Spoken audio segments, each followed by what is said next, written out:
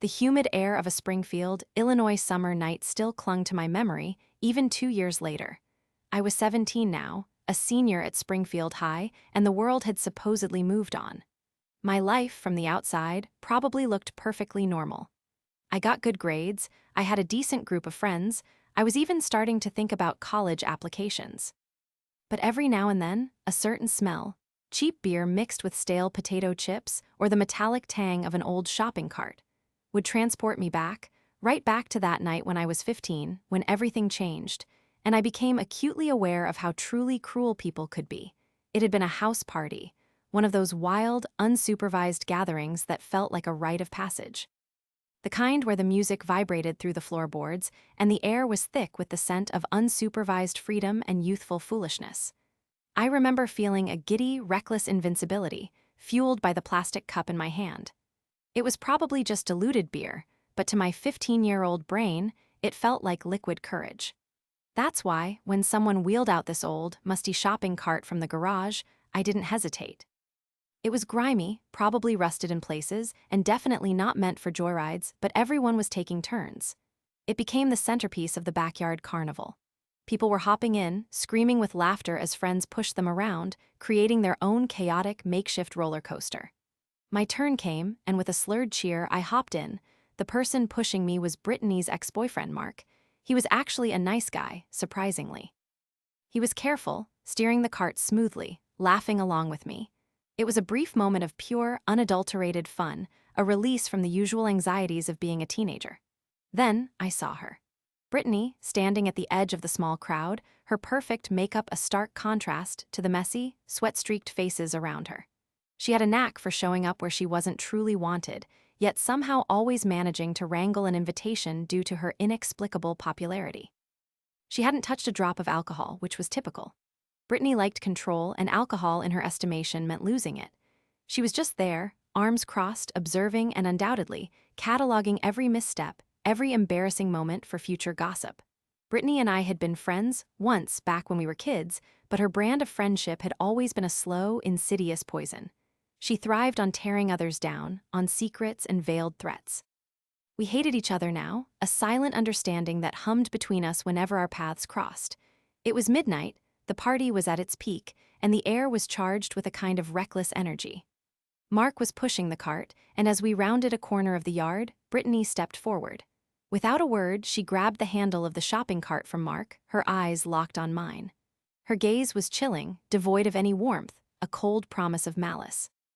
There was a slight incline in the yard, a small, natural hill, barely a foot or two high, with maybe 4 or 5 scraggly trees scattered on it. It wasn't a cliff, not by any stretch of the imagination, but if you fell awkwardly, it would definitely hurt. My drunk brain, fogged as it was, still registered a flicker of unease. Mark tried to protest, to grab the cart back, but Brittany was surprisingly strong, or perhaps just fueled by a singular, destructive purpose. She pulled the cart back, took a running start, and instead of pushing me gently down the gentle slope, she gave it a violent shove, aiming it directly towards the steepest, most uneven part of the miniature mountain. The cart jolted, rattling violently, and I knew instantly what was happening. There was no time to react, no time to brace myself. I was thrown clear of the cart, landing hard on my side, the impact knocking the wind out of me. A sharp pain shot through my elbow, and my head hit something soft, probably dirt, but hard enough to send stars dancing behind my eyelids. I lay there for a moment, disoriented, the laughter of the crowd suddenly sounding distant and distorted. When I finally managed to push myself up, my eyes stinging, a tear-streaked mess, I saw Brittany. She was standing over me, not a trace of concern on her face, but a wide, triumphant grin. And then she started to laugh. A harsh, cackling sound that cut through the night, joined by the snickers and jeers of a few people in the crowd, the ones who had always seemed to gravitate towards Brittany's orbit, people who had always harbored a quiet disdain for me. The humiliation was a hot, burning flush that spread over my entire body. I was crying, not just from the pain, but from the raw, public shame. It felt like every eye in the backyard was on me, judging, mocking. Brittany, still laughing, bent down, her voice a cruel whisper. "Still friends, Leela? Don't forget who's on your side, or I'll tell your parents everything. You know how strict they are." The threat hung in the air, cold and calculated, worse than the physical pain. My parents, the party, the drinking, the complete disregard for their rules, it would ruin me, I knew it. Brittany knew it too. It was her trump card always. For a second, I just froze, my mind reeling. The fear was instant, paralyzing. But then something snapped inside me. The humiliation, the pain, the rage, it all coalesced into a fiery, rebellious surge. I wasn't going to let her win, not completely. I grabbed the half-empty plastic cup that had fallen next to me and with a shaky hand, flung the remaining liquid at her. It splattered across her face, messing her perfect makeup. Her eyes widened in shock, her laughter dying. Then, with all the defiance I could muster, still trembling, I raised my middle finger, holding it high for everyone to see. And just for good measure, I spotted her expensive designer lipstick, a bright red Chanel, I think, that had fallen from her pocket. I crushed it under my heel, grinding it into the dirt. It felt incredibly, stupidly satisfying, her face contorted in a mask of pure fury. Before I could even register her movement, she grabbed my arm, her grip surprisingly strong, and dragged me towards the edge of the yard. There was a small, murky pond at the back of the property, more like a glorified puddle but deep enough to be startlingly cold. With a grunt, she shoved me, and I tumbled in, landing with a splash. The water was icy, thick with pond scum and dead leaves. I sputtered, gasping, the cold shocking my already battered body. When I pulled myself out, soaked and shivering, she was gone. But I heard her, stomping away, yelling obscenities, her voice shaking with rage. The party went silent for a moment, then slowly, a few people started to laugh, but this time it was at Brittany. Her grand revenge had backfired. In the weeks that followed, word got around. Brittany, the queen of the social scene, failed her grade. Her closest friends, tired of her toxic behavior and petty vindictiveness, finally abandoned her. By the end of that summer, Brittany was, for all intents and purposes, a pariah. And for a while, I thought that was the end of it. The problem, as I saw it then, had resolved itself. But it wasn't. Brittany's downfall, while satisfying, didn't erase the memory of that night for me. The physical pain faded, the bruises healed, but the humiliation, the fear, the chilling realization of how easily someone could tear you down, that lingered. For the next 2 years, even with Brittany reduced to a ghost in the hallways of Springfield High, a hushed whisper of "remember what she did?" I still felt its echo. My attempts to solve the problem were mostly internal, largely unnoticed by anyone else. I tried to bury it. I acted normal, just as I had immediately after the incident. I threw myself into schoolwork, joined the debate club, even took up painting, anything to distract myself. I wanted to believe that if I just kept moving forward, the past would eventually blur and disappear. I started avoiding parties, especially the unsupervised ones. The thought of feeling out of control, of being vulnerable like that again, sent a cold shiver down my spine. I became meticulous about my appearance, my grades, my behavior, as if perfect outward control could somehow contain the chaos within. The threat of my strict parents finding out still hung over me like a dark cloud. Every time they asked about my friends or my weekend plans, my heart would pound. I'd weave careful half-truths, always afraid of a slip of the tongue that could unravel everything. Trust became a foreign concept. I had a small circle of friends, but I never fully let them in. How could I, when the very first friends I had known had been so easily swayed by Brittany's malice or so indifferent to my pain? I'd laugh along, participate in school events, but there was always a part of me held back, observing, analyzing, always on guard. My conversations felt superficial, skirting the edges of real emotion. I was afraid of vulnerability, afraid that if I showed any weakness, any crack in my carefully constructed facade, someone might find a way to exploit it, just like Brittany had. The stakes began to rise subtly, insidiously. As junior year bled into senior year, the pressure of college applications mounted. Every essay prompt seemed to demand an answer that required introspection, a narrative of personal growth, a story of overcoming challenges. How could I write about my true self, my true challenges, when the most defining moment of my recent past was so humiliating and rooted in a secret I couldn't share? I'd start an essay, my fingers hovering over the keyboard, only to abandon it, the words feeling hollow and false. My grades, usually stellar, dipped slightly as my focus wavered, constantly pulled back to the what-ifs and if-onlys of that night. My lowest point came during a college visit to a university far from Springfield. It was a beautiful campus, sprawling and green, full of students who seemed so confident and carefree. I was touring the dorms, listening to a student ambassador talk about campus life, and she mentioned a tradition, a quirky annual event where students used old, repurposed items for races and competitions.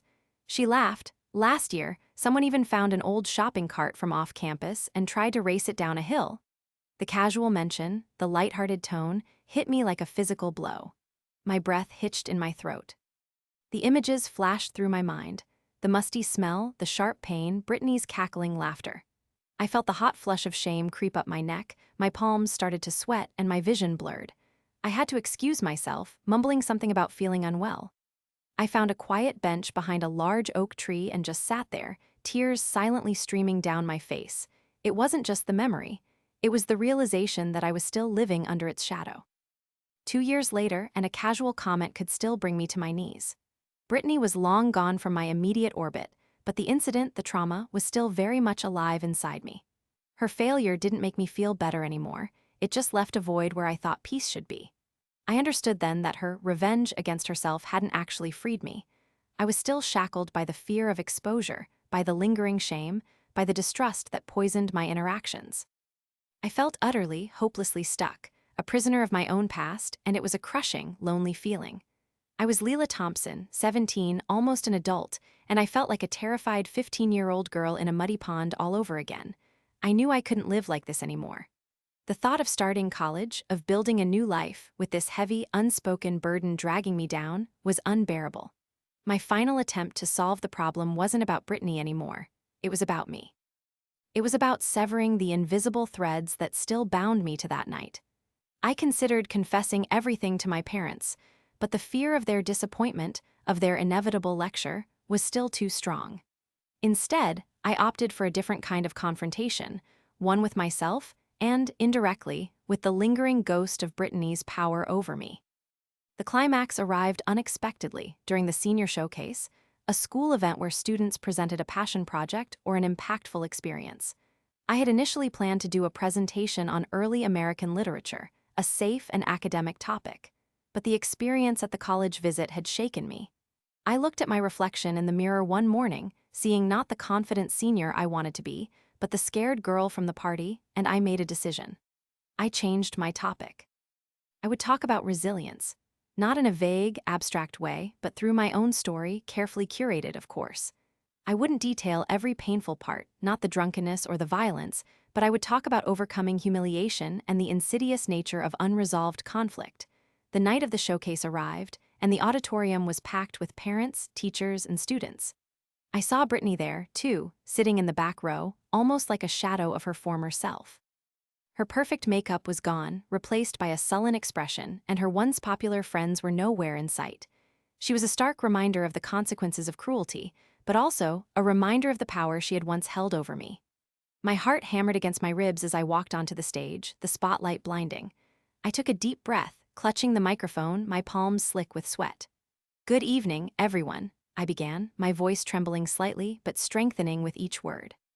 "Tonight, I want to talk about resilience, about what it means to be knocked down and how you choose to get back up." I talked about a vague, challenging social experience in my freshman year, about feeling exposed and vulnerable, and how it had shaken my trust in others and in myself. I spoke about the initial desire for revenge, how satisfying it felt when the person who hurt me faced their own consequences, but then I elaborated on the emptiness of that victory. I learned that while it might feel good to see someone else suffer for their actions, I said, looking out at the crowd, my gaze sweeping past Brittany's now intense stare, true healing, true resilience isn't about their downfall. It's about your own ability to move past the pain, to reclaim your narrative, and to forgive not for their sake, but for your own peace. I talked about the fear I'd carried, the shame that clung to me, and how it had prevented me from being my authentic self.